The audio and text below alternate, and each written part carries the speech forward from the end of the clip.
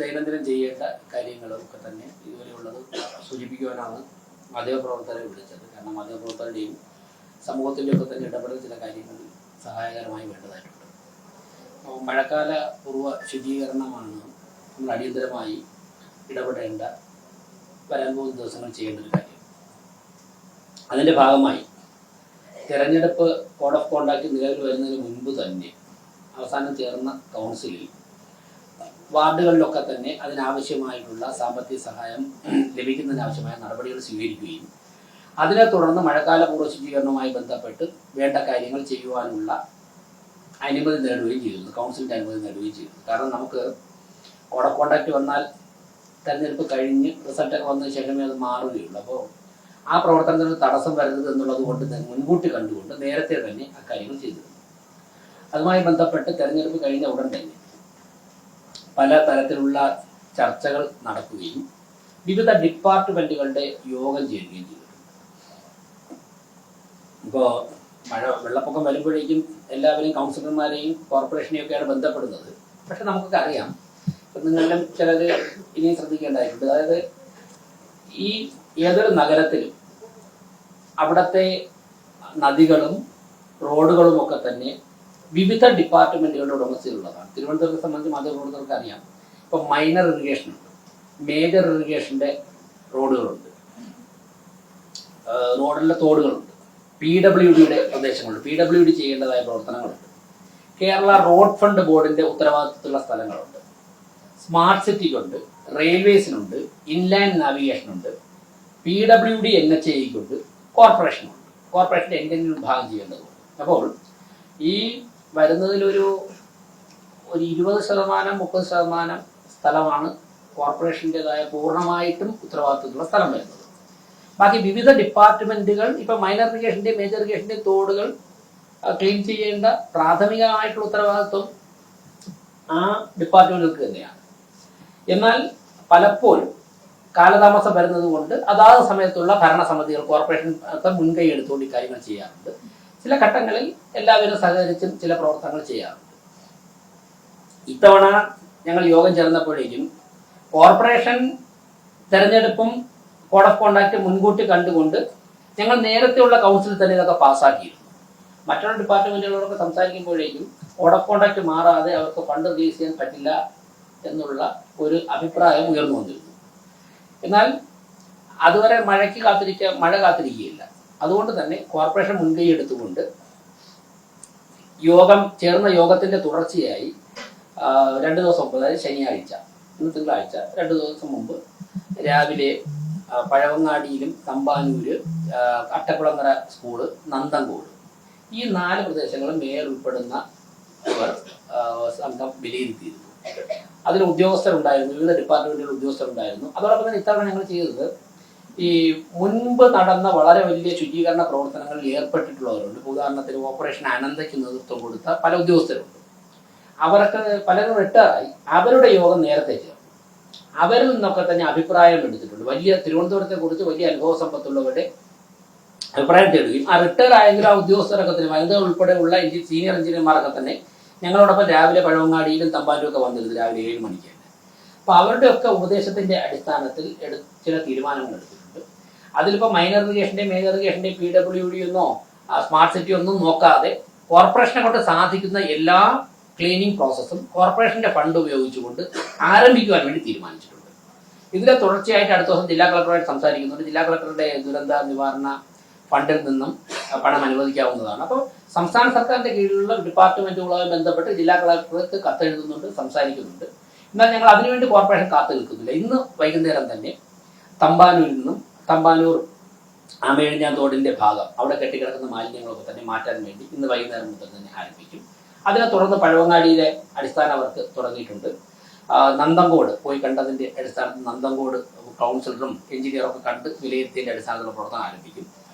ഇപ്പോൾ ഒരു sub committee, ആരോഗ്യ സ്റ്റാൻഡിംഗ് കമ്മിറ്റി ശ്രീ MR ഗോപന്റെ നേതൃത്വത്തിൽ ഒരു സബ് കമ്മിറ്റി നിശ്ചയിച്ചിട്ടുണ്ട്. ആ സബ് കമ്മിറ്റി ഇന്ന് രാവിലെ മുതൽ മറ്റുള്ള പ്രദേശങ്ങൾ, നമ്മളൊരു 38 കോർ ഏരിയ, സിറ്റിയിൽ ഏറ്റവും കൂടുതൽ വെള്ളം കെട്ടുന്ന 38 വാർഡുകളാണ് ഇപ്പോൾ തീരുമാനിച്ചിട്ടുള്ളത്. കൂടുതൽ ആവശ്യമുണ്ടെങ്കിൽ എക്സ്റ്റെൻഡ് ചെയ്യും.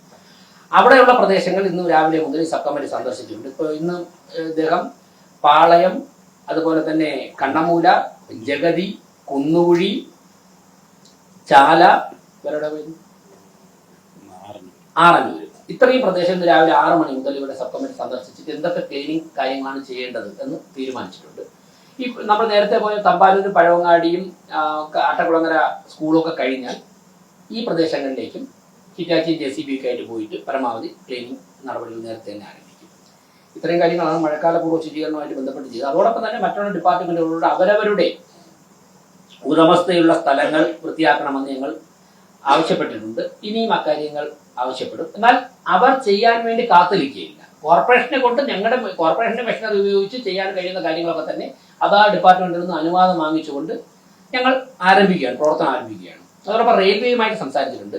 നാളെ റെയിൽവേയുടെ ഉദ്യോഗസ്ഥരുടെ ഒരു മീറ്റിംഗ് വിളിക്കുവാൻ വേണ്ടി ആഗ്രഹിക്കുന്നുണ്ട്. ഡിവിഷൻ മാനേജർക്ക് ഇപ്പോൾ കത്തെഴുതും. നാളെ റെയിൽവേയുടെ മാത്രം, കാരണം റെയിൽവേ ചെയ്യേണ്ട കുറെ ഉത്തരവാദിത്വമുണ്ട്.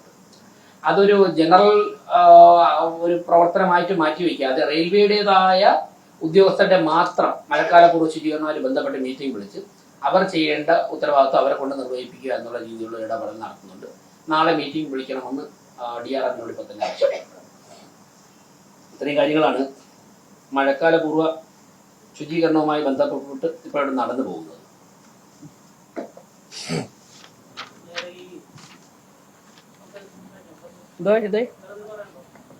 വേറെ നിങ്ങൾ ചോദിക്കുന്നതനുസരിച്ച് ഞാൻ പറയാം.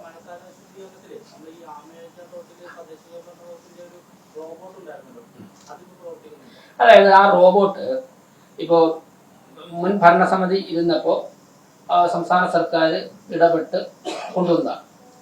ആ റോബോട്ട് കോർപ്പറേഷന്റെ ഫണ്ടിലല്ല കൊണ്ടുവന്നത്, കോർപ്പറേഷൻ കൊണ്ടുവന്നിട്ടുള്ളതല്ല, വേറെന്തോ പദ്ധതിയിൽ സംസ്ഥാന സർക്കാർ ബഹുമാനപ്പെട്ട തദ്ദേശ സ്വയംഭരണ മന്ത്രിയൊക്കെ ഇടപെട്ടിട്ടാണ് റോബോട്ട് കൊണ്ടുവന്നിട്ടുള്ളത്. ഞങ്ങൾ വന്നിട്ട് ഭരണത്തിൽ വന്ന് 4ാമത്തെ ദിവസം അതിൻ്റെ ഉദ്ഘാടനം ആവശ്യമാണെന്നുള്ള ഒരു ചർച്ച വരികയും തെരഞ്ഞെടുപ്പിന് മുമ്പ് തന്നെ ബഹുമാനപ്പെട്ട മന്ത്രിയെ ഞാൻ തന്നെയാണ് ആ പരിപാടിയിലേക്ക് ക്ഷണിച്ചത്. മന്ത്രി വന്ന് ഉദ്ഘാടനം ചെയ്തു.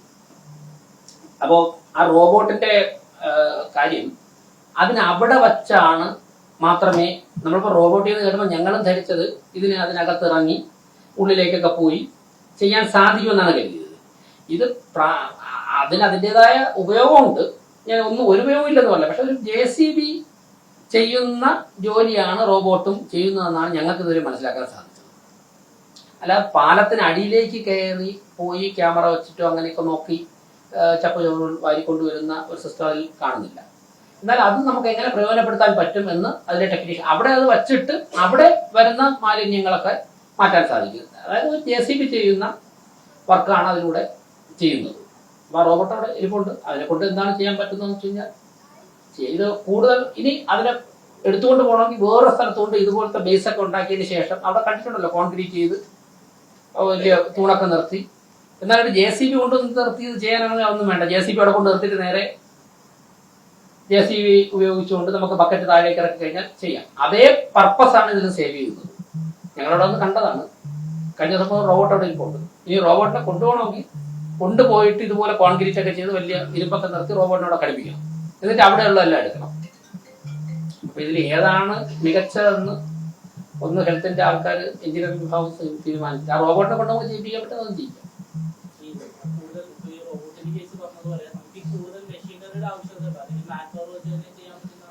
മെഷീനറിയുടെ ആവശ്യം ഉണ്ടോ എന്ന് ചോദിക്കുമ്പോൾ മെഷീനറിയുടെ ആവശ്യം ഉണ്ട്.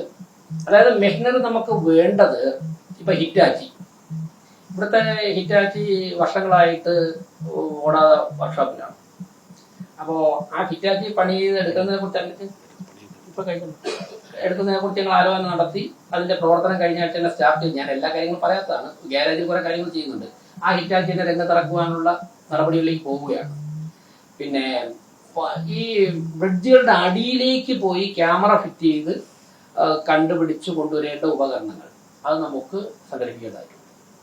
പിന്നെ പറ്റുന്ന സ്ഥലങ്ങളിലൊക്കെ തന്നെ ഈ അവൈലബിൾ എക്യുപ്മെന്റ്സ് ഉപയോഗിച്ചും അല്ലാത്ത സ്ഥലങ്ങളിൽ മാനുവലായിട്ട് ചെയ്യുവാനാണ് ഇപ്പോൾ ആലോചിക്കുന്നത്. ഞാൻ അതാണ് പറഞ്ഞത്, മറ്റുള്ള ഡിപ്പാർട്ട്മെന്റുകളുടെയും ഒക്കെ ഇടപെടൽ കൂടുതൽ വരുന്ന ഘട്ടത്തിൽ, ജില്ലാ കളക്ടറുടെ ഒക്കെ നേതൃത്വത്തിൽ വരുന്ന ഘട്ടത്തിൽ നമുക്ക് കൂടുതൽ കാര്യങ്ങൾ ചെയ്യാം.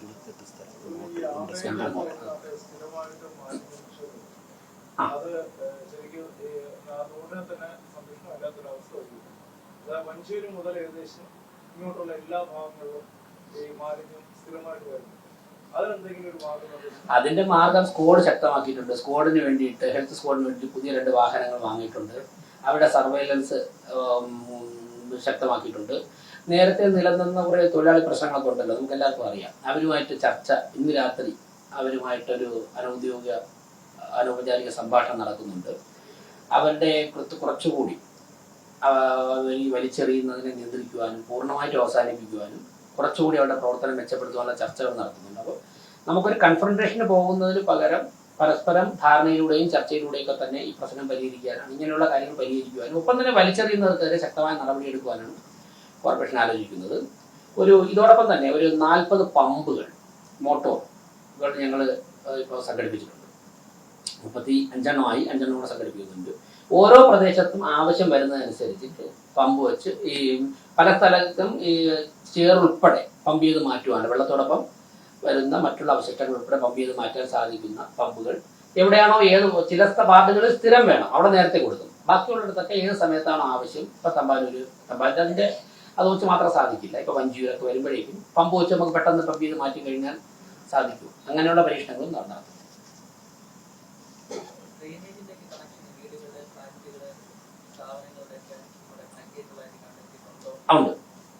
ഉണ്ട്.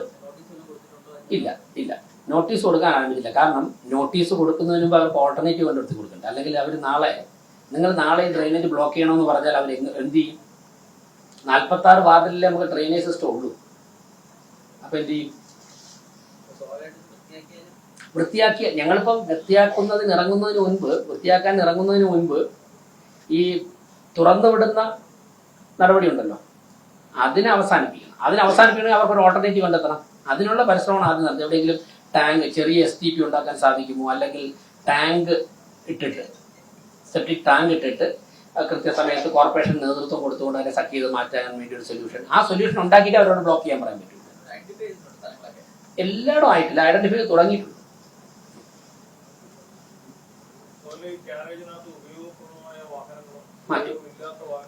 മാറ്റാനുള്ള ഗ്യാരേജിന്റെ മാത്രമല്ല, ഇതിന്റെ ചുറ്റും ഉണ്ട്. മാറ്റുവാനുള്ള സ്ഥലം 2 സ്ഥലം ഐഡന്റിഫൈ ചെയ്തിട്ടുണ്ട്. ഞങ്ങൾ തന്നെ നേരിട്ട് പോയി കണ്ടു. ഞാൻ തന്നെ നേരിട്ട് പോയി കണ്ടു. ആ സ്ഥലത്തേക്ക് മാറ്റാനുള്ള ആലോചനയുണ്ട്. എത്രയും പെട്ടെന്ന് തന്നെ മാറ്റും. ഞാൻ പറയാം, തിരുനാക്കലിലേക്ക് വരാം. അതിനുമുമ്പ് ഈ ലൈറ്റിന്റെ കാര്യത്തിൽ ഒരു വ്യക്തത വേണമല്ലോ. ഇവിടുത്തെ കോർപ്പറേഷനിലുള്ള ലൈറ്റുകൾ ചിലതൊന്നും തെളിയുന്നില്ല, ചിലതൊക്കെ തെളിയുന്നില്ല. അപ്പോ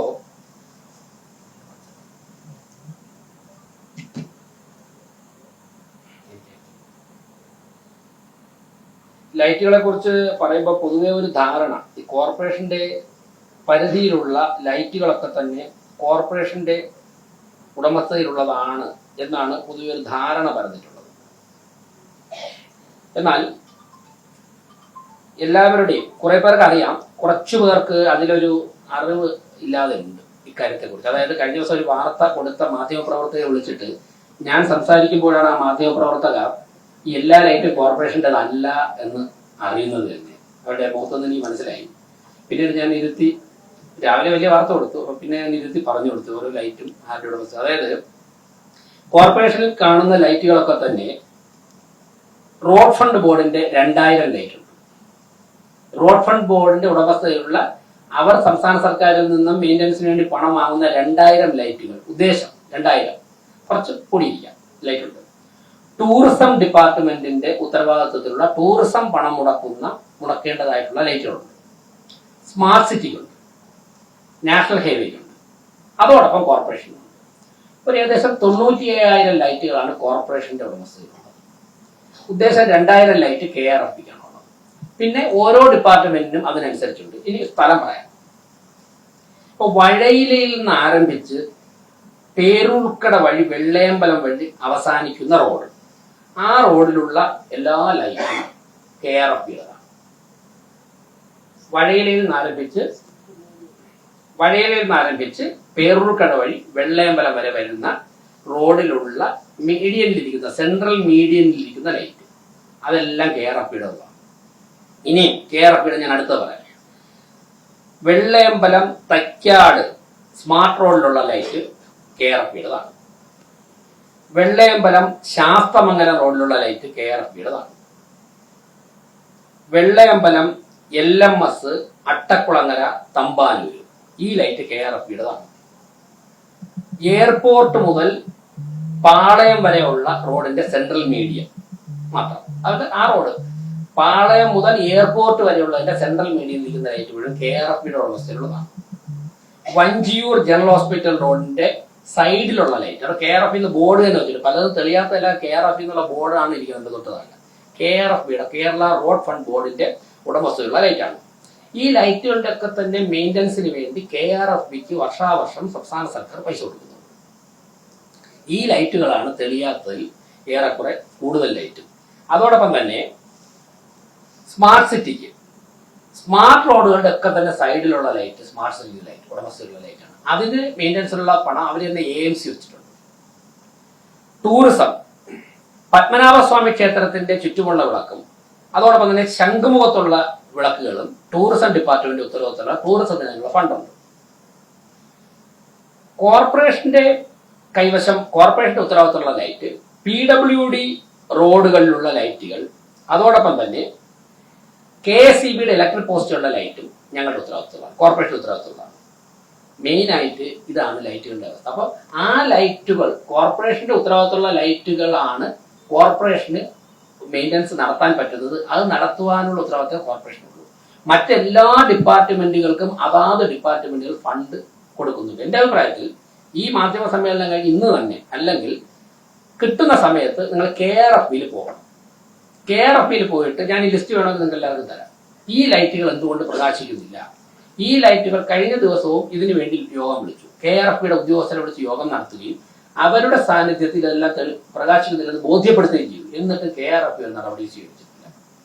പത്മനാഭസ്വാമി ക്ഷേത്രത്തിന്റെ മുൻപിൽ ടൂറിസം മാസങ്ങളോളം പുതിയ ഭരണസമിതി ഉൾപ്പെടെ ടൂറിസത്തിനോട് സംസാരിച്ചു.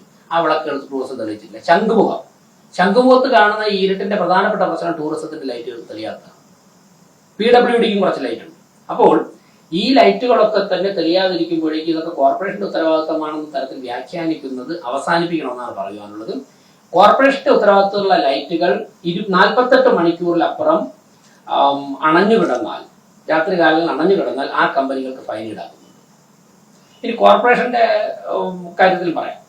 മുൻ ഭരണസമിതി 3 കമ്പനികൾക്കാണ് കോർപ്പറേഷൻ ലൈറ്റുകൾ തെളിയിക്കുവാനുള്ള കരാർ കൊടുത്തിട്ടുള്ളത്. ആ കരാറിന്റെ വിശദാംശങ്ങൾ ആർക്ക് വേണമെങ്കിൽ പരിശോധിക്കാം, ഫയൽ ഇവിടെ ഇരിപ്പുണ്ട്. ആ കരാറിൽ ഞങ്ങൾ കണ്ട ഒരു അപാകത, അത് മുൻ ഭരണസമിതിയുടെ കാര്യങ്ങളൊന്നും അങ്ങനെ എല്ലാ ഫയലുകളും എടുത്ത് വെച്ചിട്ട് പത്രസമ്മേളനം നടത്തി പറയേണ്ടെന്ന് കരുതിയിട്ടാണ് ഇത്രയും ദിവസം പറയാതിരുന്നത്. ഇനിയിപ്പോൾ പറയാതിരിക്കാൻ നിർവാഹമില്ല. ആ കരാറിന്റെ ഒരു അപാകത 10 വർഷത്തേക്കാണ് കൊടുത്തേക്കുന്നത്. അത് 10 വർഷത്തേക്ക് ഇനി ആർക്കും അതിൽ ഇടപെടാൻ പറ്റരുത്. അത് അങ്ങനെ ഒരു തദ്ദേശ സ്വയംഭരണ സ്ഥാപനത്തിൽ എങ്ങനെ കൊടുക്കാൻ പറ്റുന്നത്? 10 വർഷത്തേക്ക് 3 കമ്പനികളെ വിളിച്ചിട്ട് എന്ത് പ്രോസസ്സാണോ അവർ കംപ്ലൈന്റ് ചെയ്തെന്ന് അറിയില്ല, പരിശോധിക്കേണ്ടതായിട്ടുണ്ട്. ഒരു പക്ഷേ ലീഗലിയൊക്കെ പക്കയാണോ ആയിരുന്നു എന്നൊക്കെ നോക്കേണ്ടതായിട്ടുണ്ട്. ഞാൻ അതിലേക്ക് കടക്കുന്നില്ല. അന്ന് തന്നെ ഇതിലെ അനോമലീസ് വിലയിരുത്തിയിട്ട് പ്രതിപക്ഷത്തിരുന്ന BJP വളരെ ശക്തമായിട്ട് ഞങ്ങൾ നടത്തിയ ഒരു സമരം അത് തന്നെയായിരുന്നു. വളരെ പ്രക്ഷോഭം പറഞ്ഞു. 10 വർഷത്തേക്ക് ഒരു കമ്പനിക്ക് കൊടുക്കാൻ പാടില്ല, ലക്ഷക്കണക്കിന് രൂപകൾ കൊടുക്കാൻ പാടില്ല, കൊടുക്കാൻ പാടില്ല എന്ന് പറഞ്ഞിട്ട്. അപ്പൊ 10 വർഷത്തേക്കാണ് 3 കമ്പനികൾ കൊടുത്തിരിക്കുന്നത്. ആ കരാറിന്റെ കാര്യത്തിൽ ഞങ്ങൾ വിശദമായ ചർച്ചയും പഠനവും ആവശ്യമുണ്ട്. ആ കരാർ ആർക്കാണെങ്കിൽ പരിശോധിച്ചുകൊണ്ടിരിക്കുന്നു. മറ്റൊന്ന് ഹൈമാസ് ലൈറ്റ്. ഹൈമാസ് ലൈറ്റിൽ ഇതുപോലെ 10 വർഷത്തേക്കാണ് കൊടുത്തിരിക്കുന്നത് വേറൊരു കമ്പനി. അപ്പോൾ 10 വർഷത്തേക്ക് കരാറ് കൊടുത്തിട്ട് പോയിരിക്കുകയാണ്. അപ്പോൾ ഇവിടെയൊക്കെ വന്ന പാഴപ്പഴകളും പാളിച്ചകളുമാണ്. പുതിയ ഭരണസമിതിക്ക് ഇടപെടാൻ പരിമിതിയുണ്ട്. വളരെ അവധാനതയോട് കൈകാര്യം ചെയ്ത് നാളെ ഹൈക്കോടതിയിലൊക്കെ കേസ് വന്നു കഴിഞ്ഞാൽ വർഷങ്ങളോളം ആ കേസ് അവിടെ കിടക്കുകയും ലൈറ്റുകൾ അണഞ്ഞിടക്കുകയും. അപ്പോൾ വളരെ സൂക്ഷ്മതയോടെ മാത്രം പോകേണ്ട പാതകളിലൂടെ പോകാൻ ഉള്ള പരിശ്രമമാണ് ഞങ്ങൾ നടത്തിക്കൊണ്ടിരിക്കുന്നത്. 10 വർഷത്തെ കരാറ് എവിടെയെങ്കിലുമൊക്കെ ഞങ്ങളുടെ ശ്രദ്ധയിൽ ഒരു ഭരണസമിതിയും ഇങ്ങനെ കൊടുത്തതായിട്ട് ഞങ്ങൾ ഒരുപാട് സ്ഥലമൊന്നും ഭരിച്ചിട്ടില്ല, കേട്ടിട്ടില്ല. ഇനി വേറൊരു കലാപരിപാടിയൂടെ പറയാം. ഇപ്പൊ ഇത് പുത്തരിക്കണ്ട മൈതാനത്തിന്റെ കഥയാണ്. അതായത് 2026 ഈ വർഷം ഓണത്തിന് ഒരു സർക്കസ് കമ്പനിക്ക് കൊടുക്കണമെന്ന് കഴിഞ്ഞ വർഷം തന്നെ തീരുമാനിച്ച് ഉത്തരവിറക്കിയിരിക്കുകയാണ്. അന്നത്തെ deputy mayor finance standing committee chairman ഉത്തരവിറക്കിയിരിക്കുകയാണ്. ഒന്ന് ആലോചിച്ച് നോക്കണം. 2025 തെരഞ്ഞെടുപ്പ് വരികയാണ്, പുതിയ ഭരണസമിതി 26 അധികാരത്തിൽ വരും എന്നൊക്കെ അറിയാമായിരുന്നിരിക്കെ 2025 ഒക്ടോബറിൽ തെരഞ്ഞെടുപ്പ് പ്രഖ്യാപനം ഒക്ടോബർ ലാസ്റ്റ് ആയിരുന്നു, ഒക്ടോബർ നവംബറിലായിരുന്നു. ഒക്ടോബറിൽ തന്നെ ഫിനാൻസ് സ്റ്റാൻഡിംഗ് കമ്മിറ്റി 2026 സർക്കസ് കമ്പനിക്ക് ആർക്ക് കൊടുക്കണമെന്നുള്ള തീരുമാനിച്ച് ഉത്തരവിറക്കിയിരിക്കുകയാണ്. അതിൽ വാങ്ങുന്ന ഏത് സമയത്തേക്കാണെന്നറിയോ? ഓണക്കാലം. പുത്തരിക്കണ്ടം മൈതാനത്ത് ഏറ്റവും കൂടുതൽ മാർക്കറ്റുള്ള സമയം ഓണക്കാലമാണ്. അത് വാങ്ങിക്കുന്ന ഒരു തുക എത്രയെന്നറിയോ? 15,000 രൂപ ഒരു ദിവസത്തെ. ഇന്ന് അതിന്റെ 10 ഇരട്ടി തരാൻ തയ്യാറായിട്ട് ആൾക്കാർ വരുമ്പോഴേക്കും മൈതാനം ബ്ലോക്ക് ചെയ്തിരിക്കുക. കഴിഞ്ഞ വർഷം തന്നെ കൊടുത്തിരിക്കുക. ഒന്ന് ആലോചിച്ച് നോക്കണം. ഞങ്ങളതൊന്നും ഇതൊക്കെ രേഖകൾ കയ്യിലുണ്ടായിട്ട് ഇതൊക്കെ പൊതുസമൂഹത്തിൽ മുൻ ഭരണസമിതിയെ കുറിച്ച് ചർച്ച ചെയ്യണോ വേണ്ടയോ എന്നുള്ളതാലോ. അപ്പോൾ ഇന്നലത്തെ ചില ഡെവലപ്മെന്റ്സ് അറിഞ്ഞപ്പോഴേക്കും കാര്യങ്ങളൊക്കെ എന്തായാലും ജനങ്ങൾ അറിഞ്ഞിരിക്കട്ടെ. ഇത് ശക്തമായിട്ട് നിർത്തും.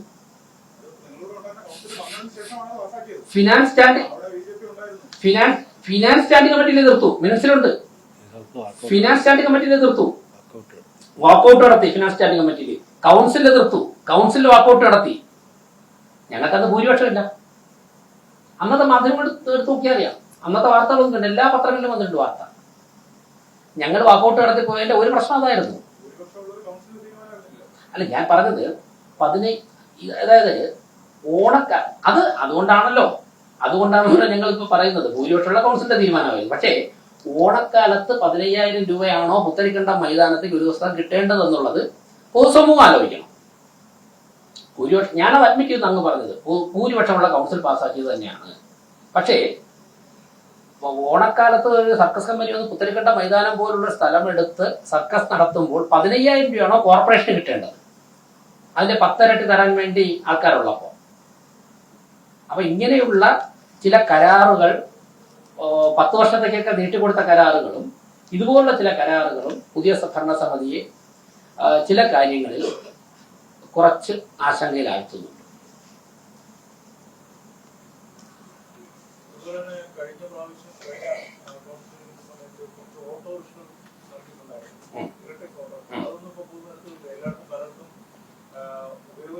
ആ ഓട്ടോറിക്ഷകൾ ഞങ്ങളന്ന് പ്രതിപക്ഷത്തായിരുന്നു. ഞങ്ങൾ മനസ്സിലാക്കിയ അനുസരിച്ച് 3 മാസം കൊണ്ട് തന്നെ ആ ഓട്ടോറിക്ഷകളുടെ ഷെഡിലായിരുന്നാണ്. അന്ന് ഞങ്ങൾ പരിശോധിച്ച് പല ഓട്ടോറിക്ഷകളും വീടുകളിൽ ചെന്നപ്പോൾ ചിലയിടത്തൊക്കെ വസ്ത്രങ്ങൾ നനച്ചിരിച്ചിരിക്കുകയാണ്. ഞാൻ പോയൊരു വീട്ടിൽ ഓട്ടോറിക്ഷയുടെ അടിയിൽ പട്ടിയെ കെട്ടിയിരിക്കുകയായിരുന്നു.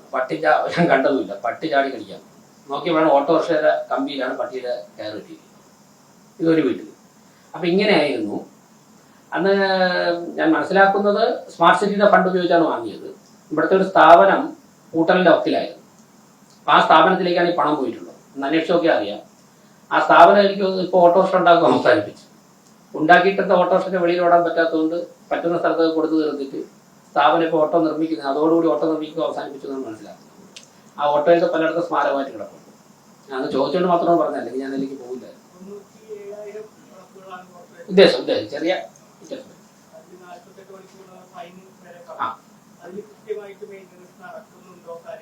അതിൽ പോരായ്മയുണ്ട്. ഞാനതാ പറഞ്ഞത്. അതിൽ കഴിഞ്ഞ ദിവസം അതിന്റെ മോണിറ്ററിംഗ് ടീമിനെയൊക്കെ വിളിച്ചിരുന്നു. 48 മണിക്കൂറിന് മുൻപും കൂടുതലും അണഞ്ഞു കിടന്ന സ്ഥലങ്ങളുണ്ട്. അതിന്റെ ഡീറ്റെയിൽസ് എടുക്കാൻ ആവശ്യപ്പെട്ടിട്ടുണ്ട്.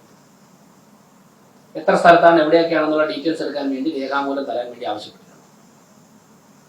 ഓക്കെ.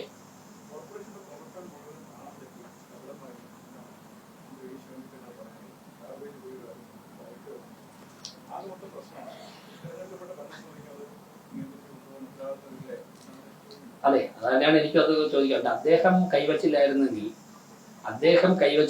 ഈ വിളപ്പിൽശാല ഇങ്ങനെ ആവില്ലായിരുന്നു. ഈ മാലിന്യ സംസ്കരണ അവതാളത്തിലായത് അദ്ദേഹത്തിന്റെ ബുദ്ധിയാണ്. അദ്ദേഹത്തിന്റെ ബുദ്ധിയെന്നോ ബുദ്ധിശൂന്യതോ എന്നോ പറയാം. അദ്ദേഹം തന്നെ ഞങ്ങൾ ഇന്നൊരു മീറ്റിംഗിൽ പറഞ്ഞിട്ടുണ്ട്, ഹൈദരാബാദിൽ നന്നായിട്ട് നടക്കുന്നൊരു പ്രോജക്റ്റ് ഇവിടെ നിന്നും ട്രെയിനിൽ വിളപ്പിൽശാലക്കാരെയും ഇവിടെയുള്ള ആൾക്കാരെയും ഉദ്യോഗസ്ഥരെയും കൗൺസിലർമാരെയൊക്കെ അദ്ദേഹം തന്നെ നേതൃത്വം കൊടുത്ത് കൊണ്ട് കാണിച്ച് വിജയകരമാണെന്ന് ബോധ്യപ്പെട്ടതിന്റെ അടിസ്ഥാനത്തിലാണ് ഇവിടെ നടപ്പിലാക്കിയെന്ന് അദ്ദേഹം പറഞ്ഞു. എന്നിട്ട് പൊളിഞ്ഞുപോയി. ആരുടെ കുഴപ്പം? ഹൈദരാബാദിലെ പദ്ധതി നടക്കുന്നുണ്ടല്ലോ. പദ്ധതിയുടെ കുഴപ്പമല്ല, ഇവിടെ മാലിന്യം ഇല്ലാത്ത പ്രശ്നമല്ല, നടപ്പിലാക്കിയ ഭരണാധികാരിയുടെ വികലമായ കാഴ്ചപ്പാടാണ്. ഇന്ന് വെള്ളപ്പിൽശാല എന്ന് പറയുമ്പോൾ ജനങ്ങൾ ഭയത്തോടെയാണ് കാണുന്നത്. ആ ഒരൊറ്റ പ്രോജക്റ്റ് അവതാളത്തിലായതോടുകൂടിയാണ് കേരളത്തിൽ വേസ്റ്റ് മാനേജ്മെന്റ് മുഴുവൻ തകടം പറഞ്ഞത്. അപ്പൊ അദ്ദേഹം ഈ പറഞ്ഞയാൾ തിരുവനന്തപുരത്ത് മാത്രമല്ല പ്രതിസന്ധി ഉണ്ടാക്കിയത്. അദ്ദേഹത്തിന്റെ വികലമായ ചിന്താഗതി, ഇൻഎഫിഷ്യൻസി, കാഴ്ചപ്പാടില്ലായ്മ കേരളത്തെ മുഴുവനും ഭയപ്പാടിലാക്കിയിട്ടുണ്ട്. അത് പരിഹരിക്കാൻ തുടർച്ചയായിട്ട് വന്ന ഭരണസമിതിക്ക് സാധിച്ചതുമില്ല. സാധിച്ചിരുന്നെങ്കിൽ ഇന്നിങ്ങനെ വരില്ല. എന്തായാലും തിരുവനന്തപുരം പട്ടണത്തിൽ ഇവിടെ നിലവിലുള്ള സിസ്റ്റം വെച്ച് ഭംഗിയായിട്ട് വളരെ മനോഹരമായിട്ട് ചെയ്യാൻ പറ്റുന്ന തരത്തിൽ ചെയ്യുന്നുണ്ട്. ഗാർബേജ് കൂടിക്കിടക്കുന്നു എന്ന് പറഞ്ഞാൽ ഇതായിരുന്നു ഇവിടുത്തെ സിസ്റ്റം. ആ സിസ്റ്റം റെക്ടിഫൈ ചെയ്യാനുള്ള പരമാവധി പരിശ്രമങ്ങൾ നടത്തുകയാണ്. പക്ഷെ ഒരു കാര്യം ഞങ്ങൾ ഉറപ്പിച്ചു പറയാം, ഈ പ്രശ്നത്തിന് ശാശ്വതമായ പരിഹാരം ഈ ഭരണസമിതി കണ്ടിരിക്കും. ഞങ്ങൾ ഇപ്പോ വന്ന ദിവസമൊക്കെ നമുക്കറിയാം. അതിനിടയ്ക്ക് ആറ്റുകാൽ പൊങ്കാല വന്നു, ബഡ്ജറ്റ് വന്നു, പൊങ്കാല കഴിഞ്ഞ് അടുത്ത ആഴ്ചയിൽ കോഡ് ഓഫ് കോണ്ടാക്ട് വന്നു. കുറെ കാര്യങ്ങൾക്കൊക്കെ പരിമിതിയുണ്ട്. അതുകൂടി മാറുന്നതോടുകൂടി ഞങ്ങൾ പറഞ്ഞ എല്ലാ കാര്യങ്ങളിലേക്കും ഇപ്പൊ തന്നെ അതിന്റെ കാര്യങ്ങൾ ആരംഭിച്ചിട്ടുണ്ട്. അപ്പോൾ തിരുവനന്തപുരത്തെ മാലിന്യ പരിഹാര പ്രശ്നത്തിൽ എന്തെങ്കിലും പ്രതിസന്ധി ഉണ്ടായിട്ടുണ്ടെങ്കിൽ ഈ പറഞ്ഞ വ്യക്തികളാണ് അതിന്റെ അടിസ്ഥാനങ്ങൾ. ഞാൻ ചോദിക്കട്ടെ, അന്ന് വാങ്ങിയ ടിപ്പറുകൾ എത്ര കോടി രൂപയാണ്? അന്ന് നാട്ടിലത്തിന് കൊണ്ടുവച്ച പെട്ടികൾ, ഇതെല്ലാം കളക്ട് ചെയ്യാൻ വേണ്ടിയിട്ട് കൊണ്ടുവച്ച കണ്ടെയ്നറുകൾ, ആ കണ്ടെയ്നറുകളിലെല്ലാം ജഗതിയിൽ വാരി കൂട്ടിയിട്ടിരുന്നത് അതെല്ലാം ഇവിടെ പോയി. അപ്പൊ കാഴ്ചപ്പാടില്ലായ്മ അല്ലെങ്കിൽ ഇൻഎഫിഷ്യൻസി, ജനങ്ങളുടെ പണം മുടക്കുന്നതിലുള്ള ഒരു ലാഘവം, ഈ പണമൊക്കെ ആരുടെ അടുത്തോട്ട് പോയി. അപ്പൊ അതുകൊണ്ട് ഇതൊന്നും പറയാനുള്ള യാതൊരു യോഗ്യതയും ഇല്ല. പിന്നെ വേറൊരു പ്രശ്നമുണ്ട് അലക്സേ, അതിന്റെ അതായത് ഇപ്പൊ 4-ാം തീയതി അടുത്ത് വരുമ്പോഴേക്കും കുറച്ചുകൂടെ മുറുകും. ഇന്നലെയൊക്കെ കുറച്ചുകൂടെ മൈൽഡായിരുന്നു. ഈ 1-ാം തീയതി 2-ാം തീയതി ഒക്കെ ആകുമ്പോഴേക്കും ഇതിന്റെ പാരമ്യത്തിലെത്തും. പിന്നെ 4-ാം തീയതി കഴിയുമ്പോൾ മെല്ലെ മെല്ലെ മെല്ലെ മെല്ലെ അത് കുറഞ്ഞു കൊടുക്കും. അപ്പൊ അതുകൊണ്ട് തന്നെ ആ രീതിയിലാണ്. പിന്നെ വേറൊന്ന് എനിക്ക് തോന്നുന്നു, ഈ പത്രസമ്മേളനം നടത്തിയ നേതാവിന് ഇതുവരെയും തോറ്റു എന്ന് ബോധ്യപ്പെട്ടിട്ടില്ല. കേരളത്തിൽ ഒരു തോറ്റു എന്ന് ബോധ്യപ്പെടാത്ത 2-3 ആൾക്കാരുള്ള ഒരാൾ അദ്ദേഹമാണ്. അതുകൊണ്ടാണ് എപ്പോഴും ഈ കോർപ്പറേഷൻ എന്ന് പറഞ്ഞിട്ട് ഞങ്ങളുടെ പറയും ക്യാമറ കൊണ്ട് കിടക്കണ്ട. ഞങ്ങൾ വളരെ വളരെ ആത്മാർത്ഥമായിട്ടും വളരെ വിശദമായിട്ടും കാര്യങ്ങളൊക്കെ പഠിച്ച് കരാറുകളൊക്കെ കൃത്യമായിട്ട് ഞങ്ങളുടെ ലീഗൽ ടീമൊക്കെ വിലയിരുത്തി തന്നെയാണ്, കുറച്ച് സമയമെടുത്ത് വിലയിരുത്തി തന്നെയാണ് മുന്നോട്ട് പോകുന്നത്. ഞങ്ങൾ പറഞ്ഞ ഒരു കാര്യം തെറ്റായിരുന്നില്ലല്ലോ. ഞാൻ ചെറിയ ബസ്സുകളെ കുറിച്ച് പറഞ്ഞു. അതിന്റെ കോൺട്രാക്ട് എഗ്രിമെന്റ് നിങ്ങളെ കാണിച്ചു. ആ എഗ്രിമെന്റിൽ പറഞ്ഞ കാര്യങ്ങളൊക്കെ തന്നെ ശരിയല്ലേ? ഇതിൽ പറഞ്ഞ കാര്യങ്ങൾ എല്ലാം തന്നെ ഞങ്ങൾ വളരെ പഠിച്ചിട്ട് തന്നെയാണ് പറയുന്നത്. പിന്നെ 5 വർഷം കഴിഞ്ഞ് വരാൻ പോകുന്ന ഇലക്ഷനിൽ ഈ കാര്യങ്ങളൊക്കെ ജനങ്ങളോട് പറഞ്ഞോട്ടെ. ഞങ്ങൾക്ക് ജനങ്ങൾ 5 വർഷത്തേക്കാണ് മാൻഡേറ്റ് ചെയ്യുന്നത്. ഞങ്ങൾ ഓരോ വർഷവും ജനങ്ങളോട് ഞങ്ങളെ പ്രോഗ്രസ് കാർഡ് കാണിക്കും. അപ്പൊ ഈ 3 മാസം ആകുമ്പോൾ തന്നെ ഇങ്ങനെ നടന്ന് അധികാരം പോകുമ്പോൾ ഇങ്ങനെ നടന്ന് പ്രതിസന്ധിയിലായാലും മാത്രമല്ല, ഈ പറഞ്ഞ വ്യക്തി കഴിഞ്ഞ ഒരു 40 വർഷം കൊണ്ട് ഒരു 5 കൊല്ലം ഒഴികെ ഏറ്റവും പ്രധാനപ്പെട്ട ചുമതലയുണ്ട്. ഗ്രാമപഞ്ചായത്ത് പ്രസിഡന്റ് ആയിട്ടുണ്ട്, മേയറായിട്ടുണ്ട്, MLA ആയിട്ടുണ്ട്, മന്ത്രിയായിട്ടുണ്ട്. അതിലൊരു 60% സമയവും ഭരിച്ച അദ്ദേഹത്തിന്റെ രാഷ്ട്രീയ പാർട്ടി തന്നെയാണ്. തിരുവനന്തപുരം കേന്ദ്രീകരിച്ച് വർഷങ്ങളുണ്ട്. എന്നിട്ട് ഈ പ്രശ്നങ്ങളൊന്നും പരിഹരിക്കാൻ സാധിച്ചില്ലെങ്കിൽ അവർക്ക് സാധിച്ചില്ലല്ലോ. ഞങ്ങൾക്ക് 90 ദിവസമല്ലായിരുന്നു.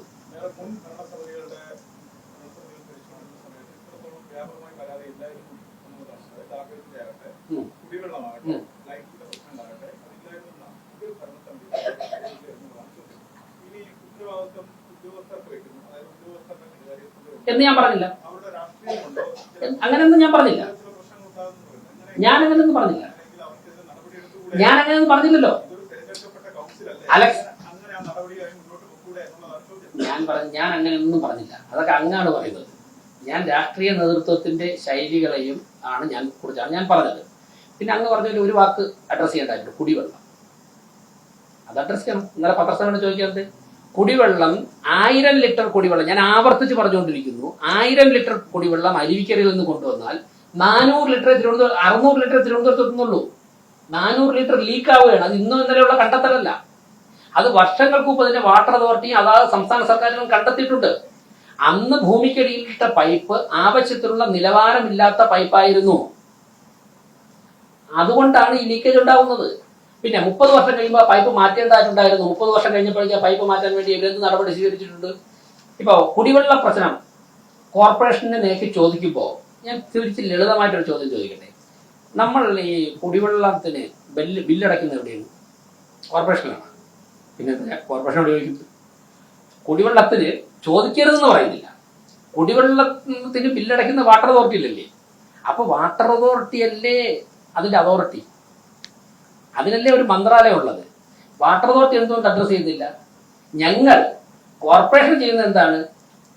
ഒരു തദ്ദേശ സ്വയംഭരണ സ്ഥാപനം, ജനങ്ങളുമായി ഏറ്റവും അടുത്ത് നിൽക്കുന്ന സ്ഥാപനം എന്നുള്ളവർക്ക് ജനങ്ങളുടെ ജീവിതത്തിലെ എല്ലാ ബുദ്ധിമുട്ടിലും ഞങ്ങൾ അങ്ങോട്ട് പോയിട്ട് ഇടപെടേണ്ട പ്രസ്ഥാനം എന്നാണ് വിശ്വസിക്കുന്നത്. അതിന്റെ അടിസ്ഥാനത്തിൽ കോർപ്പറേഷന്റെ ഓൺ ഫണ്ട് ഉപയോഗിച്ച് കോർപ്പറേഷൻ തന്നെ ടാങ്കറുകൾ എടുത്ത് കോർപ്പറേഷനിലെ 100 കൗൺസിലർമാരും രാത്രി 2 മണിക്കും 3 മണിക്കും 4 മണിക്കുമാണ് വനിത ഉൾപ്പെടെയുള്ളവർ വീട്ടിൽ കയറുന്ന വെള്ളം കൊണ്ട് കൊടുത്തിട്ട് 100 കൗൺസിലർമാരും അവരവരുടെ വാർഡിൽ 101 കൗൺസിലർമാരും അവരവരുടെ വാർഡുകളിൽ കഠിനാധ്വാനം നടത്തിയാണ് വെള്ളം എത്തിച്ചുകൊണ്ടിരിക്കുന്നത്. അപ്പോൾ വെള്ളം കൊടുക്കേണ്ട വാട്ടർ അതോറിറ്റിയുടെ ഉത്തരവാദിത്തം. പക്ഷേ ഞങ്ങളെ കൊണ്ട് ചെയ്യാൻ പറ്റുന്നതല്ല, പരമാവധി ഞങ്ങൾ അങ്ങോട്ട് ഇടപെട്ട് ചെയ്യുകയാണ്. അപ്പോൾ കുടിവെള്ളത്തിന്റെ പ്രശ്നമൊക്കെ അവിടെ മന്ത്രിയോടാണ് ചോദിക്കുന്നത്. ആണ് പരിഹരിക്കുന്നുള്ളതാണ്. അത് ഞങ്ങൾ അഡ്രസ് ചെയ്യുന്നു. 2 കാര്യങ്ങൾ. തങ്ങളുടെ വളരെ റെലവന്റ് ആണ് ആ ചോദ്യം ഞാൻ പ്രതീക്ഷിച്ചിരിക്കുകയായിരുന്നു. അതായത് ഞങ്ങൾക്കിപ്പോൾ ചെയ്യാൻ കഴിയുന്ന ഈ പരിമിതിക്കകത്തുനിന്നുകൊണ്ട് ചെയ്യാൻ കഴിയുന്നതാണ് ഫില്ലിംഗ് പോയിന്റുകളിൽ പോയി ടാങ്കർ എടുത്ത് വെള്ളം എത്തിക്കുന്നതാണ് ഇപ്പം ഞങ്ങൾക്ക് ചെയ്യാൻ സാധിക്കുന്നത്. ഞങ്ങൾ ഒരു പരാതിയില്ലാതെ 24 മണിക്കൂറും ഫില്ലിംഗ് പോയിന്റിൽ ഉദ്യോഗസ്ഥരെ ഇട്ട് ഹെൽത്ത് സ്റ്റാൻഡിംഗ് കമ്മിറ്റി ചെയർമാൻ നേരിട്ട് തന്നെ മോണിറ്റർ ചെയ്ത് ഇവിടെ നിന്ന് ഒരു ഹെൽത്ത് സൂപ്പർവൈസർ അതിന് കൊടുത്തിട്ടുണ്ട്. അദ്ദേഹം മോണിറ്റർ ചെയ്ത് ഞങ്ങൾ പരമാവധി എത്തിക്കുന്നുണ്ട്. ഇനി സംസ്ഥാന സർക്കാരും കേന്ദ്ര സർക്കാരും ഇടപെട്ടുകൊണ്ട് വലിയൊരു പ്രോജക്റ്റ് ആവിഷ്കരിച്ച് നടപ്പിലാക്കിയാൽ മാത്രമേ, ഇപ്പൊ തുടങ്ങിയാൽ മാത്രമേ 2 വർഷമെങ്കിലും കഴിഞ്ഞാൽ ഈ പ്രശ്നം തിരുവനന്തപുരത്ത് പരിഹരിക്കപ്പെടുകയുള്ളൂ. അതിന്റെ ചർച്ചകൾ നിങ്ങൾ ആരംഭിച്ചിട്ടുണ്ട്. ഞങ്ങൾ കേന്ദ്ര സർക്കാരുമായിട്ട് കമ്മ്യൂണിക്കേറ്റ് ചെയ്തിട്ടുണ്ട്. വ്യക്തിപരമായ സംഭാഷണങ്ങൾ പറഞ്ഞിട്ടുണ്ട്. അതിന്റെ ഉത്തരവാദിത്തപ്പെട്ട പുതിയ ഗവൺമെന്റും ഞങ്ങൾ വാട്ടർ അതോറിറ്റി മിനിസ്റ്ററെ കാണുന്നുണ്ട്, മുഖ്യമന്ത്രിയെ കാണുന്നുണ്ട്. അപ്പോൾ കോർപ്പറേഷന്റെ കാര്യത്തിൽ ഭാഗത്തുനിന്ന് അക്കാര്യങ്ങൾ ഇടപെടാൻ പരിമിതിയുണ്ട്. പക്ഷേ ഒരു ചർച്ച ഞങ്ങൾ ഇനിഷ്യേറ്റ് ചെയ്യും. എല്ലാം തിരുവനന്തപുരത്തെ കുടിവെള്ള പ്രശ്നം പരിഹരിക്കപ്പെടില്ല. ഈ പതിറ്റാണ്ടുകളോളം മേയറും മന്ത്രിയും ഒക്കെ ആയിരുന്ന ആൾക്കാർ പറയട്ടെ എന്തുകൊണ്ട് ഞാൻ ചോദിച്ചത് അല്ല എന്ന് അവരാരെങ്കിലും പറയട്ടെ. 1000 ലിറ്റർ വെള്ളം അവിടെ നിന്ന് ഒഴുകിയാൽ 600 ലിറ്റർ തിരുവനന്തപുരത്ത് എത്തുന്നുള്ളൂ. നിങ്ങൾ ഇതുവരെ നിങ്ങളുടെ ശ്രദ്ധ 3 മാസം കൊണ്ട് അധികാരത്തിൽ വന്ന് ഞങ്ങളുടെ ശ്രദ്ധയിൽപ്പെട്ടല്ലോ. നിങ്ങളുടെ ശ്രദ്ധയിൽപ്പെട്ടോ ഇല്ലയോ ചോദിച്ചു നോക്ക്. അത് റെക്ടിഫൈ ചെയ്യാൻ വേണ്ടി നിങ്ങൾ എന്ത് നടപടി സ്വീകരിച്ച് ചോദിച്ചു. ഓക്കെ.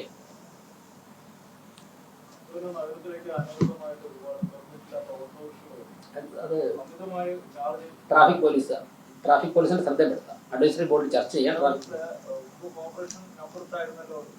അതെ, ട്രാഫിക് അഡ്വൈസറി ബോർഡിൽ ചർച്ച ചെയ്യാം അക്കാര്യത്തിൽ ചെറിയ വ്യത്യാസങ്ങളൊക്കെ ഇടയ്ക്ക് ഒരു നേരത്തെ തീരുമാനങ്ങളൊക്കെ എടുത്തിട്ടുണ്ട്. അഡ്വൈസറി ബോർഡിൽ ശ്രദ്ധയപ്പെട്ടിട്ടുണ്ട്. അഡ്വൈസറി ബോർഡിൽ ചർച്ച മാത്രമല്ല, വിളിച്ചു കഴിഞ്ഞാൽ ഓട്ടോറിക്ഷ അവർക്ക് ഇഷ്ടമുള്ളത് പോകും, പാസഞ്ചറിന്റെ ഇഷ്ടമല്ല നോക്കും. അങ്ങനെയുള്ള ചില പ്രശ്നങ്ങളുണ്ട്.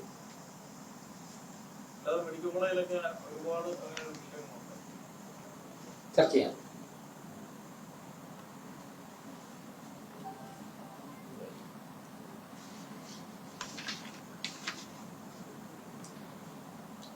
വേറെന്തെങ്കിലും? തെരുവുനായി ചോദിച്ചല്ലേ. തെരുവുനായി ഇപ്പൊ കൂടിയിട്ടുണ്ടോ എന്ന് ചോദിച്ചാൽ, ഇപ്പോ ഞങ്ങളുടെ ശ്രദ്ധയിൽ അങ്ങനെ കണക്കുകളുടെ അടിസ്ഥാനത്തിൽ ഈ ഭരണസമിതി വന്നിട്ട് പുതിയ കണക്ക് എടുത്തിട്ടില്ല. കണക്കുകളുടെ അടിസ്ഥാനത്തിൽ ചോദിച്ചു കഴിഞ്ഞാൽ അങ്ങനെ ഒരു കണക്ക് ഈ 3 മാസത്തിൽ ഇപ്പം ഞങ്ങൾ എടുത്തിട്ടില്ല. എന്തായാലും ഒരു കാര്യം ഉറപ്പാണ്, 50, 60, 110 എണ്ണം കുറഞ്ഞിട്ടുണ്ട്.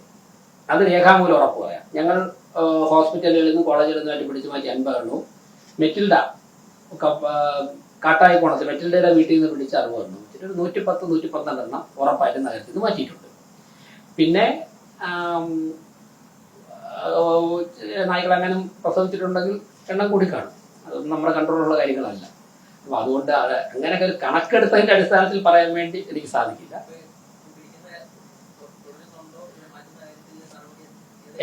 എല്ലാം പുറത്ത് പറയാൻ പറ്റുന്ന ഘട്ടത്തിലേക്ക് എത്തിയിട്ടില്ല. ഇപ്പൊ 50 എണ്ണത്തിന് അവിടെ പൂവാറിൽ വിഴിഞ്ഞത്ത് കൊണ്ടിട്ടിട്ടാണല്ലോ നിങ്ങളുടെ പറയാൻ പറ്റിയത്. പിന്നെ അതിനുശേഷം ഉണ്ട് അവിടെ ബോർഡൊക്കെ വെച്ചത്. ബോർഡൊക്കെ പോയി. നായ്ക്കളെ വളരെ സുഖമായിട്ട് തന്നെ അവിടെ കഴിയും. അപ്പോൾ തുറന്നു വിട്ടാലും വെളിയിൽ പോകാത്ത രീതിയിൽ ഹാപ്പി ആയിട്ട് അവിടെ കഴിയാണ്. എന്തായാലും ഇന്നലെ സൺഡേ, ഇന്നലെ ഉച്ചയ്ക്കും ഞാൻ ഉൾപ്പെടെ ഒരു NGO ആയി ബന്ധപ്പെട്ട് അവരെ പാർപ്പിക്കാനുള്ള സ്ഥലം കണ്ടിട്ടാണ് വന്നത്. ഇന്നലെ രാത്രി 8 മണിക്ക് അവർ വീണ്ടും മേയറുടെ ചേംബറിൽ വന്നിട്ട് അടുത്ത ഘട്ടം ചർച്ച ചെയ്തിട്ടാണ് പോയത്. ഇന്ന് രാവിലെ സ്റ്റാൻഡിംഗ് കമ്മിറ്റി ചെയർമാനും ഞാനും സെക്രട്ടറിയും വർക്ക്സ് ചെയർമാനും കൂടെ ഇരുന്ന് ഇവിടുത്തെ ഡോഗ് സ്ക്വാഡും നമ്മുടെ സർജനുമായിട്ട് ഈ കാര്യത്തെ കുറിച്ച് ചർച്ച ചെയ്തിട്ടാണ് ഈ പത്രസമ്മേളനത്തിലേക്ക്. അപ്പോൾ ഓരോ ദിവസവും അതിൻ്റെ പുറകിൽ ഞങ്ങളുണ്ട്. ആ പ്രോസസ്സ് നടന്നുകൊണ്ടിരിക്കുകയാണ്. ഞങ്ങൾ പറഞ്ഞ സമയത്തിനുള്ളിൽ 1 വർഷത്തിനുള്ളിൽ തെരുവുനായുടെ ശല്യം അവസാനിപ്പിക്കുമെന്നാണ് പറഞ്ഞത്. കൃത്യമായിട്ട് കഴിയുന്നത്. അത്രയും കോൺഫിഡൻസോടെ പറഞ്ഞു, ഒരാശങ്കയും. അല്ല ഞാൻ അല്ലല്ല ഞാൻ പറയുന്നത് ഞാനത് വളരെ ലളിതമായിട്ട് മനസ്സിലാക്കാനാണ് പറഞ്ഞത്. വളരെ ലളിതമായിട്ട് ആ പ്രശ്നം പരിഹരിക്കുവാനുള്ള മെക്കാനിസവും അധികാരവും ഒക്കെ തന്നെ ഉള്ളത് വാട്ടർ അതോറിറ്റിക്കാണ്.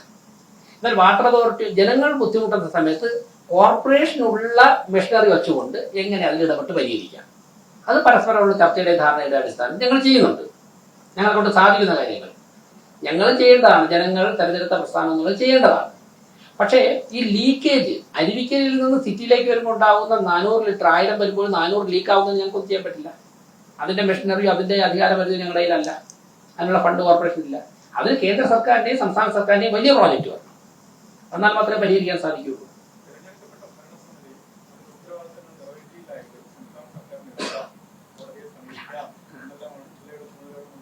അത് ഞാൻ പറഞ്ഞില്ല, 4-ാം തീയതി വരെയുള്ള ഒരു പ്രശ്നമാണ്. ഡേറ്റ് അടുക്കുമ്പോൾ ഒരു പ്രശ്നമാണ്. അത് കഴിയുമ്പോൾ മെല്ലെ മെല്ലെ മാറും. അല്ല, ഞാൻ പറഞ്ഞത് ഈ അങ്ങ് പറഞ്ഞ ചോദ്യമൊക്കെ വേറെ പല രൂപങ്ങളിലും വരും. അപ്പോൾ അത് 4-ാം തീയതി വരെ ഇങ്ങനെയൊക്കെ വരും. അതിനൊരു ഉദാഹരണം ഉണ്ടാകും, ഞാനിപ്പോൾ ഇവിടെ പറയുന്നില്ല. ഉറപ്പല്ലേ ഞങ്ങൾ പറഞ്ഞ എല്ലാം നോക്കും. ഞങ്ങൾ പറഞ്ഞ എല്ലാ കാര്യങ്ങളും ഞാൻ ചോദിക്കട്ടെ, BJP കേന്ദ്രം ഭരിക്കുന്ന 1980 പറഞ്ഞപ്പോഴേക്കും അങ്ങനത്തെ മാധ്യമപ്രവർത്തനം ഉണ്ടോ എന്ന് എനിക്കറിയില്ല. എല്ലാവരും എന്താ പറഞ്ഞത്? BJP തിരുവനന്തപുരം കോർപ്പറേഷൻ ഭരിക്കുമെന്ന് പറഞ്ഞപ്പോൾ BJPയുടെ മേയർ പ്രധാനമന്ത്രിയെ സ്വീകരിക്കാൻ വേണ്ടി എയർപോർട്ടിൽ പോകുമെന്ന് പറഞ്ഞപ്പോൾ ചിലരൊക്കെ എന്താ പറഞ്ഞത്? ഒരുപാട് മറുപടികൾ എന്തെങ്കിലും ഉണ്ട്, സമയം ചുരുക്കം. എന്താ അല്ല, അന്ന് എത്ര പേര് വിശ്വസിക്കുകയായിരുന്നു? M.R. ഗോപൻ ആദ്യമായിട്ട് ഉപതെരഞ്ഞെടുപ്പിൽ ജയിച്ചുകൂടെ വരുമ്പോൾ M.R. Gopan standing committee chairman BJPയുടെ മേയർ ഉണ്ടാവുമെന്ന് പറഞ്ഞാൽ അന്ന് ഇറക്കി വിടുമായിരുന്നു. അല്ലേ അവസ്ഥ? ഞങ്ങൾ പ്രതിപക്ഷത്ത് 35 വരെ ഞാനും ഉണ്ടായിരുന്നു. 35 വരുന്നപ്പോൾ എന്തുമാത്രം പരിഹസിച്ചിട്ടുണ്ട്. ഇന്നിപ്പം BJPയുടെ നേതൃത്വത്തിലുള്ള ഭരണസമിതി ഒന്നില്ലേ? India BJP ഭരിക്കുന്നില്ലേ? ഞങ്ങൾക്ക് ഇവിടെ MP ജയിച്ചില്ലേ?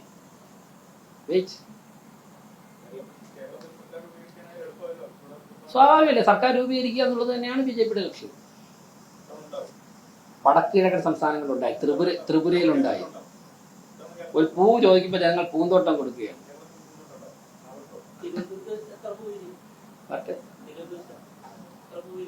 എല്ലാ സംസ്ഥാന പ്രസിഡന്റ് പറഞ്ഞിട്ടുണ്ട്.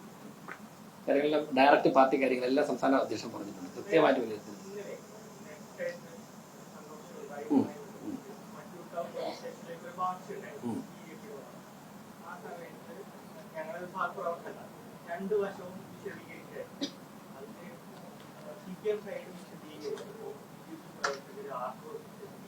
അവരെ കയ്യേറ്റ് ചെയ്യുന്ന ഇത് ആദ്യമായിട്ടല്ല ഇത്തരം സമീപനങ്ങളോട് എന്താണ് പറയുന്നത്? എന്റെ ശ്രദ്ധയിലെ കാര്യം, ഞാൻ ഇന്നലെ ആ സ്ഥലത്തില്ലായിരുന്നു. ഞാൻ മനസ്സിലാക്കുന്നത് അവിടെ ഒരു വട്ടിയൂർക്കാവ് പോലീസ് സ്റ്റേഷനിൽ ഒരു ആ ഭാഗത്തെ തെരഞ്ഞെടുപ്പുമായി ബന്ധപ്പെട്ട് വിപിൻ എന്ന പേരുള്ള ഒരു സർക്കിൾ ഇൻസ്പെക്ടർ, അദ്ദേഹം തെരഞ്ഞെടുപ്പ് ദിവസം തന്നെ കൗൺസിലർമാരുൾപ്പെടെയുള്ളവരെ പ്രകോപിപ്പിച്ചിരുന്നു. ഒരു സ്ഥലത്ത് ഞാൻ നേരിട്ട് പോയിട്ടാണ് സംഘർഷ സാധ്യത ഒഴിവാക്കിയത്. ഒരു സ്ഥലത്ത് കൗൺസിലർമാരുൾപ്പെടെ വളരെ മോശമായി ജനങ്ങളുടെ മുമ്പിൽ അവരുടെ വാർഡിൽ വെച്ചിട്ട് അവരോടുൾപ്പെടെ പെരുമാറിയിട്ടുണ്ട്. അദ്ദേഹം പ്രകോപനം സൃഷ്ടിക്കുക എന്നുള്ളതാണ് അദ്ദേഹത്തിന്റെ ലക്ഷ്യം. ഇന്നലെയും അദ്ദേഹത്തിന്റെ ഭാഗത്തുനിന്ന് അനഭിലഷണീയമായ ജനാധിപത്യത്തിനും നിയമ സംവിധാനത്തിനും നിരക്കാത്ത ചില കാര്യങ്ങൾ ഉണ്ടായി എന്നാണ് മനസ്സിലാക്കിയിട്ടുള്ളത്. ഇപ്പോൾ ഒരു മോബിനെ അവിടെ അങ്ങനെ ഒരു മോബൊന്നും ഇല്ലായിരുന്നു. ഒരു മോബിനെ മാറ്റാനാണെന്നുണ്ടെങ്കിൽ അവരോട് പറയാം, അല്ലെന്നുണ്ടെങ്കിൽ അവരെ റീസണബിൾ ആയിട്ടുള്ള ഫോഴ്സ് ഉപയോഗിക്കാം. പക്ഷെ നേരിട്ട് തലയ്ക്കാണ് അടിക്കുന്നത്. ഒരു തവണ പോലും പറയാതെ നേരിട്ട് തലയ്ക്കടിച്ചിട്ട് 10-12 സ്റ്റിച്ച് വരുന്ന തരത്തിൽ ചിലരുടെ തല പൊട്ടിക്കുകയായിരുന്നു. അപ്പോൾ അതിൽ ഞാൻ മനസ്സിലാക്കുന്ന ഉന്നത പോലീസ് ഉദ്യോഗസ്ഥർ, ആ പോസ്റ്റ് പേര് ഞാൻ പറയുന്നില്ല, അവർ പറഞ്ഞിട്ട് പോലും ഒരു CA നിയന്ത്രിക്കാൻ കഴിയാത്ത തരത്തിലേക്ക് കുത്തഴിഞ്ഞിരിക്കുന്നു പോലീസ് സംവിധാനം. അപ്പൊ ആ പോലീസ് ഉദ്യോഗസ്ഥൻ ഉണ്ടാക്കിയ വിപിൻ എന്ന CI ഉണ്ടാക്കിയ പ്രകോപനം അദ്ദേഹം പോകുന്ന എല്ലാ സ്ഥലങ്ങളിലും പ്രതിസന്ധി സൃഷ്ടിച്ചു പോവുകയാണ്. അതാണ് പ്രശ്നങ്ങൾക്ക് കാരണം എന്നാണ് ഞാൻ മനസ്സിലാക്കുന്നത്. ഞാനല്ല, ഞാൻ എന്റെ ശ്രദ്ധപ്പെട്ടില്ല, ഞാനില്ലായിരുന്നു. ഞാൻ എന്റെ ശ്രദ്ധയിൽപ്പെട്ടില്ല, ഞാനവിടെ സ്ഥലത്തില്ലായിരുന്നു. ഉണ്ടായിരുന്നെങ്കിൽ അപ്പം തന്നെ കണ്ടത് മറുപടി പറയാം.